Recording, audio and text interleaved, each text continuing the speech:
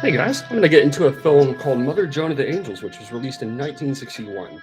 And what shocks me so much about it is how much it reminds me of the film The Devils in tone. Like a less abrasive, but it's a little more subtle, which is, I think, quite an achievement in itself. How do you make a film about demonic possession subtle? I think this is the one film that kind of came around and did it, because The Devils is about the most abrasive, loud film of all time.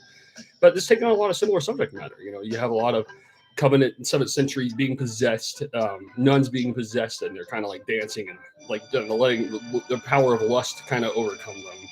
And yeah, I mean, there's a lot of possession going on in this film, and just kind of portraying something that's really original. Like I said, it does somehow does not seem excessive in tone, and it's actually a minimalist type of film. That's what makes this a one of a kind. It's a minimalist take more than anything, and it's just showing a bunch of people in a room.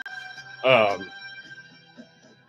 because they could always, it's like these nuns who were trying to suppress their demonic possession because a priest could catch them at any moment. So a lot of the suspense is lingering around the fact that these nuns are having to completely suppress themselves socially, in contrast to the freedom that they feel from, kind of having some possession to them in a certain kind of way. Just a very intriguing kind of story altogether. And yeah, it's just really unlike anything else. I mean, this is one of those films that just feels kind of powerful in its own way the entire way through. All these scenes are just really well directed, and it feels like, again, the cinematography here is just really one of a kind. A lot of intense emotions kind of coming through, a lot of rebellion, necessary rebellion kind of coming here. Again, it's the cinematography that gets me. It feels distant and impersonal, and that's kind of the way I think I've low key always wanted to see a film of this sort. Like just see an impersonal kind of take on greater like spirituality, and then greater evil forces kind of corrupting that purity of spirituality.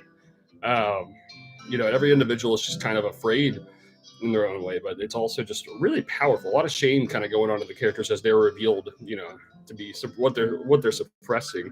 It's quite a great film, and it's kind of a film where, and that's kind of the topic that gets me more and more. It's like sometimes evil does dominate the good, and sometimes you have to kind of quietly take it instead of rebel against it, because rebelling against it kind of gives it more power in certain kind of circumstances. So that's kind of been my thing lately, is to try to grasp true evil is because it's real, is to kind of look at a certain kind of way. So yeah, this is just one of those films that really taps into a lot of that, like that more subtle kind of outlook on it, as opposed to just the abrasiveness of the Devils. But it certainly makes a great double feature all the same. So you're getting, a lot of the same subject matter, but completely different angles of the same one. And it's kind of where the devil does dominate, the evil does win. That's of course that's a complicated topic that a lot of films get into, like Country for Old Men's another good example. Like it feels like sometimes in real life evil does triumph good, and it's not to celebrate, but it's to study, and it turns on a psychoanalysis, to kind of take in why evil sometimes triumphs, and sometimes there's nothing you can do. It's like sometimes the best way to go about it is to have wisdom and knowledge about these superior forces.